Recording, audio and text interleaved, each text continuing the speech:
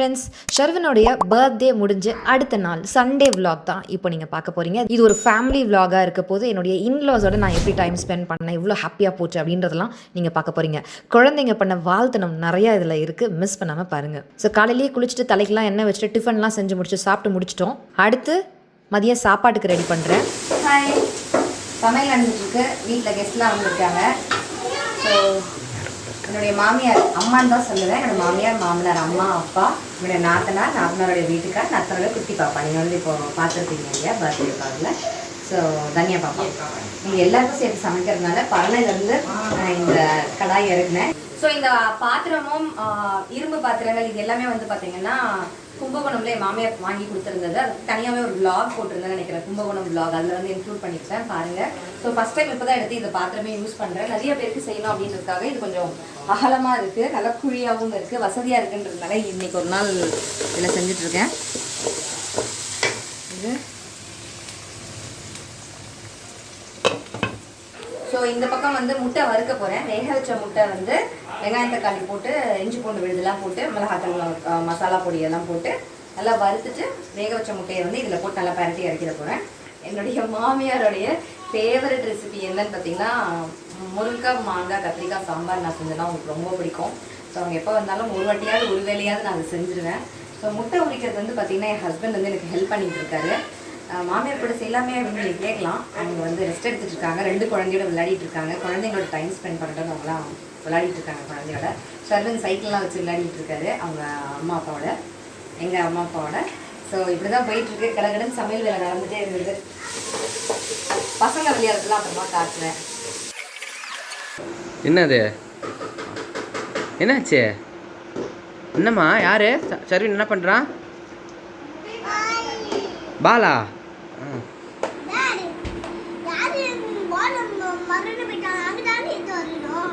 சபா இப்பவே கண்ணை கட்டுது. ஒரு பெரிய பஞ்சாயத்துங்க. என்னென்னா ஷர்வினும் தனியாவும் விளையாடும் போது பந்து போய் அந்த பக்கம் விழுந்துருச்சு பால். ஷர்வின் வந்து தனியா தான் பால் எடுத்து கொடுக்கணும்னு சொல்கிறான், தனியா ஷர்வின் தான் பால் எடுத்து கொடுக்கணும்னு சொல்கிறாங்க. 2 பேரும் கம்ப்ளைண்ட் பண்ணிகிட்டு இருந்தாங்க. ஸோ குழந்தைங்கள இந்த லீவில் வீட்டில் வச்சு சமாளிக்கிறது ரொம்ப பெரிய விஷயமா இருக்குது இப்போ இருக்கக்கூடிய பெண்களுக்கு. தொண்டையோடு இருக்கேன். நேற்று ஷர்வினோட பர்த்டேன்றதுனால பார்ட்டிலாம் வச்சு லைட்டாக வீட்டிலே டிஃபன் தான், நான்வெஜ் கிடையாது, ஏன்னா சனி பிரதோஷம்ன்றதுனால. ஸோ எல்லோரும் சேர்ந்து செலிப்ரேட் பண்ணிட்டு தூங்கவே ரொம்ப லேட் ஆகிடுச்சு. 1:30 மணிக்கு மேலே தான் தூங்கணும். குழந்தையெல்லாம் தூங்க வச்சுட்டு பேக்ரவுண்டில் குழந்தைங்க விளையாட சத்தம் உங்களுக்கு கேட்குமோ என்னமோ தெரியல.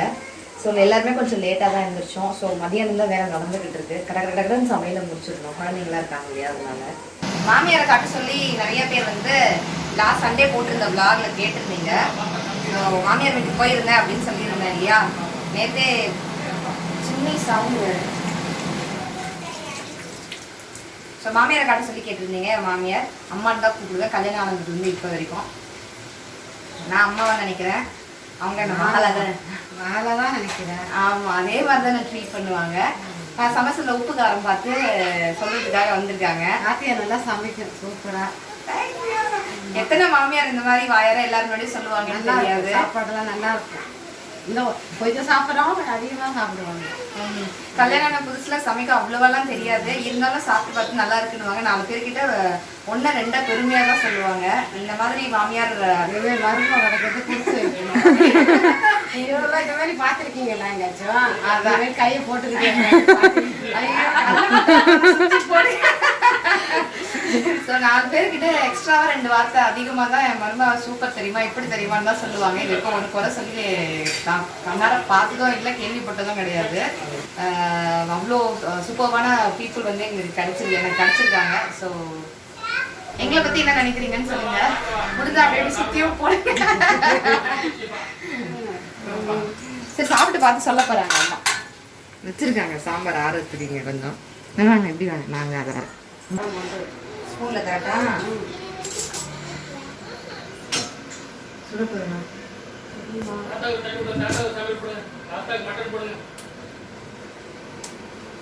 நிறைய பேருக்கு சமைக்கிறதுனால கொஞ்சம் உப்பு காரம்லாம் எனக்கு கரெக்டாக வராது. அம்மா படிச்சு போயிருந்தாங்க.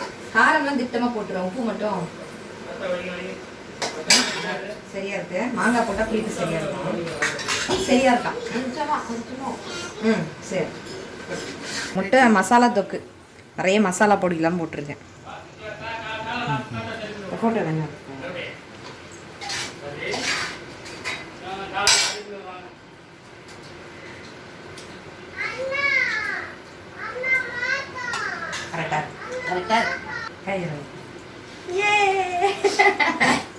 சரிம்மா சாம்பாரில் வந்து நான் இப்போ மாங்காய் போட்டுருவேன். குழந்தைங்களா விளையாடுறது காட்டுங்க.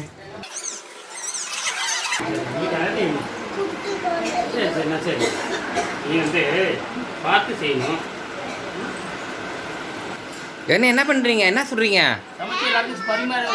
என்ன சொல்கிறீங்க?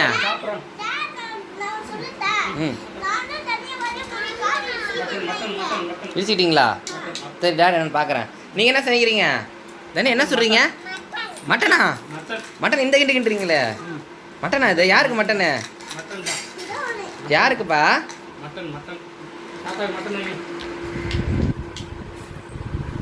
கொடுங்க. யாருக்கு கொடுக்க போகிறீங்க? ஜோரு உங்கள் அத்தை பேர் என்ன? யார்? திரும்பி சொல்லு, ஃபோனை பார்த்து சொல்லுங்க. பாரு யார் அத்தை பேர் என்ன? கார்த்தி அத்தைக்கா?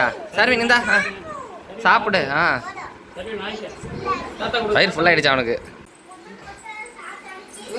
கார்த்திகா என்னதுமா? என்னது இது? மண்ணு கொடுத்தீங்களா அத்தைக்கு? உங்கள் அத்தை பேர் என்ன?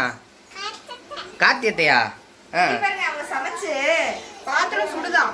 கச்சி வச்சு துணி வச்சு நம்ம குடிச்சு சமைப்போம்ல, அதே மாதிரியே பாத்திரம் வச்சு சமைச்சிட்டு இருக்கான். பூவா சாப்பிடுங்க சொல்லு. அத்தைக்காக எடுத்துட்டு வராங்க மேடம். சரின்ட்டு போய் விளையாடுங்க. போங்க சரின்ட்டு போங்க. சரினுங்க. போங்க ஒரு போய் விளையாடுங்க போங்க. இந்த பக்கம் நான் சமையல் அறையில் சமைச்சிட்டு இருக்கேன். அங்கே ஷர்வினும் தனியாவும் வந்து அழகாக அங்கே சொப்புச்சமா வச்சு சமைச்சிக்கிட்டு இருக்காங்க. ஸோ முட்டை தயாராகிடுச்சு, ரசமும் தயாராகிடுச்சு, சாம்பாரும் தயாராகிடுச்சு. நாங்கள் எல்லோரும் சாப்பிட்லான்னு இருக்கோம். ஹால் வந்து சின்ன ஹால் அப்படின்றதுனால கீழே உட்காந்து சாப்பிட்லாமா அப்படின்னாங்க என்னுடைய மாமியார். அவங்களோட ஃபேவரட்டான முருங்கை மாங்காய் கத்திரிக்காய் சாம்பார் அவங்க அருமையாக இருக்குன்னு சர்டிஃபிகேட் கொடுத்தது எனக்கு ரொம்ப சந்தோஷம். தனியா பாப்பாவுக்கு ஃபஸ்ட்டு என்னுடைய நாத்தனார் காயத்ரி ஊட்டிட்டாங்க. அடுத்து நான் ஷர்வினுக்கு ஊட்டிகிட்டு இருக்கேன். ரவுண்டு கட்டி உட்காந்து ரூமில் தான் சாப்பிட்டுட்டு இருக்கோம், ஏசி போட்டுட்டு, வெயில் அப்படின்றதுனால. தனியா வந்து கழுத்தில் பாருங்களேன் செயின் போட்டுட்டு இருப்பா. என்னுடைய ட்ரெஸ்ஸிங் டேபிள் இருக்கக்கூடிய ஒரு ட்ராவும் திறந்து அத்தை கம்மல், அத்தை வளையல் அப்படின்னு சொல்லி அதில் இருக்க ஒரு செயினாக மாற்றி போட்டுட்டு இருந்தா. அட்லீஸ்ட் ஒரு 4-5 செயினுக்கு மேலேயாவது மாற்றி இது வேணும் அது வேணும்னு மாற்றி போட்டுட்டு விளையாடிட்டு இருந்தா. ஷர்வின் அதெல்லாம் ஆணு பார்த்துட்டு இருந்தார். ஏன்னா அவர் பாய் இல்லையா, அதெல்லாம் யூஸ் பண்ணதில்லை இல்லையா. ஸோ அது ஒரு மாதிரி வித்தியாசமாக பார்த்துக்கிட்டு இருந்தான். ஸோ ரொம்ப டிஃப்ரெண்ட்டான டே இருந்தது, ஹாப்பியாக இருந்தது, ஃபேமிலியோடு என்ஜாய் பண்ணோம். என்ஜாய் பண்ணுறதுலாம் ஒரு பக்கம் இருந்தாலும் கிச்சனுக்குள்ளே வந்து பார்க்கும்போது அடடா இவ்வளோ வேலை இருக்கே அப்படின்ற மாதிரி தான் தோணுச்சு. இப்போவே கண்ணை கட்டுதே அப்படின்ற மாதிரி தான் தோணுச்சு. ஏன்னா ஹெல்ப்புக்கு வராக்கா அன்றைக்கி வரல, வேணான்னு சொல்லி நம்ம வந்து இப்போ லீவ் விட்டுருக்க காரணத்தினால எல்லாமே நாங்கள் தான் செய்ய வேண்டிய ஒரு சுச்சுவேஷன். சரி கொஞ்சமாக பார்த்து பிளான் பண்ணி செய்வோம் அப்படின்னு ஃபஸ்ட்டு பெரிய பாத்திரத்தெல்லாம் க்ளீன் பண்ணி வச்சிடலாம். பெரிய பாத்திரத்தில் க்ளீன் பண்ணி வச்சுட்டு அடுத்து கவுண்டர் டாப் ஃபுல்லாக க்ளீன் பண்ணிட்டு ஸ்டவ்லாம் க்ளீன் பண்ணிட்டு ஒழிச்சு போட வேண்டிய பாத்திரமெல்லாம் ஒழிச்சு போட்டாச்சு. இதுவே ரொம்ப நாழி ஆகிடுச்சு. அடுத்தது ஈவினிங் காஃபி குடிக்கிறது, அடுத்தது டின்னர் ப்ரிப்பேர் பண்ணுறது, அந்த மாதிரி போயிடுச்சு. ஃபேமிலி டைம் ஸ்பெண்ட் பண்ணோம் அப்படின்ற காரணத்தினால வேலையெல்லாம் அப்புறம் பண்ணிக்கலான்னு அப்பப்போ வந்து இந்த மாதிரி சின்னதாக க்ளீன் பண்ணிட்டு போயிட்டு இருந்தேன். இந்த பீங்காம் பாத்திரங்கள், கண்ணாடி மூடி உள்ள பாத்திரங்கள், செராமிக் பவுல்ஸ்லாம் இருக்கும் இல்லையா, செராமிக் குக்வேர்ஸ், அதெல்லாம் ஃபஸ்ட்டு விளக்கி எடுத்து வச்சிடலாம், வீண் பண்ண வேண்டாம், மீதியெல்லாம் நாளைக்கு விளக்கிக்கலாம், போய் ஃபேமிலியோட டைம் ஸ்பெண்ட் பண்ணுவோன்னு அதை மட்டும் நான் ஃபஸ்ட்டு வாஷ் பண்ணிடலான்னு பிளான் பண்ணி வாஷ் பண்ணிவிட்டு போயிட்டு மாமியார் நாத்தனாரோடலாம் உட்காந்து ரவுண்டு கட்டி உட்காந்து கதை பேசிகிட்டு இருந்தோம். ரொம்ப நாள் கழிச்சு கதை உட்காந்து பேசுகிறோம், ரொம்ப ஹாப்பியாக பேசிகிட்டு இருந்தோம்.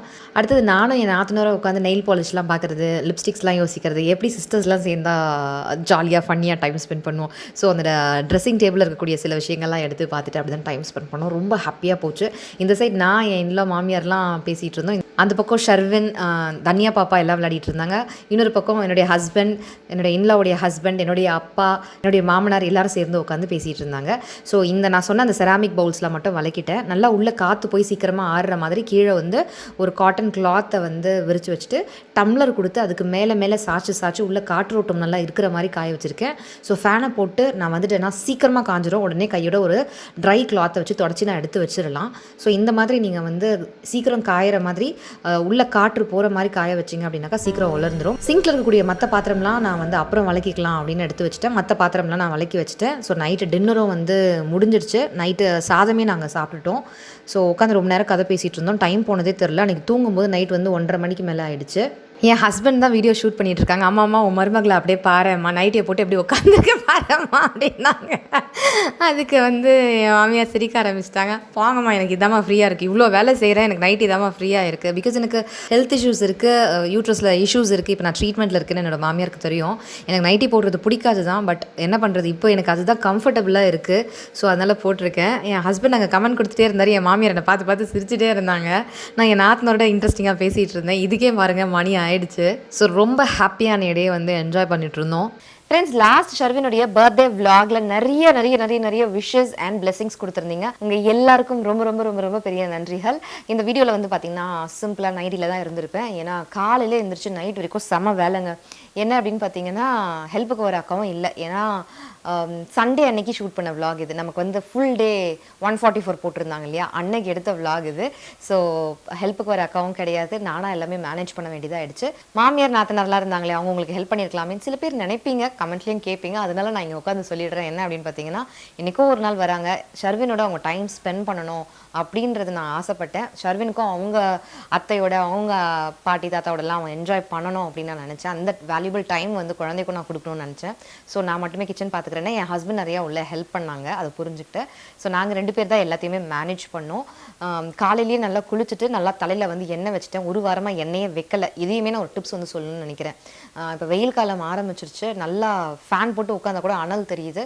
நிறைய தண்ணி குடிங்க, ஃப்ரூட்ஸ் இருந்துச்சுன்னா எடுத்துக்கோங்க. அடுத்தது ஜூஸஸ் முடிஞ்சிச்சு, உங்களுக்கு வீட்டில் வந்து லெமனோ இல்லை தயிரோ இருந்துச்சுன்னா லெமன் ஜூஸோ மோர் ஜூஸோ இல்லை ஃப்ரூட்ஸஸ் இருந்தால் ஃப்ரூட் ஜூஸோ இதெல்லாம் எடுத்துக்கோங்க. டெய்லி எண்ணெய் வைங்க தலைக்கு. அப்புறம் எண்ணெய் வச்சு குளிக்கிறதையும் மிஸ் பண்ணாதீங்க. இப்போ குழந்தைங்க வீட்டிலே இருக்கிறாங்க, போமா நான் எண்ணெய் வச்சுக்க மாட்டேம்மா அப்படிலாம் சொல்ல முடியாது, நான் வெளில போகணுமா அப்படிலாம் சொல்ல முடியாது குழந்தைங்க. ஸோ வீட்டில் உட்கார வச்சு எண்ணெய் தேய்க்கிறதோ, ஹஸ்பண்ட்ஸோ ஆஃபீஸ் போகிறதுனால டெய்லியாக எண்ணெய்லாம் அப்ளை பண்ண மாட்டாங்க. இப்போ அவங்க வீட்டில் இருக்கிறாங்க.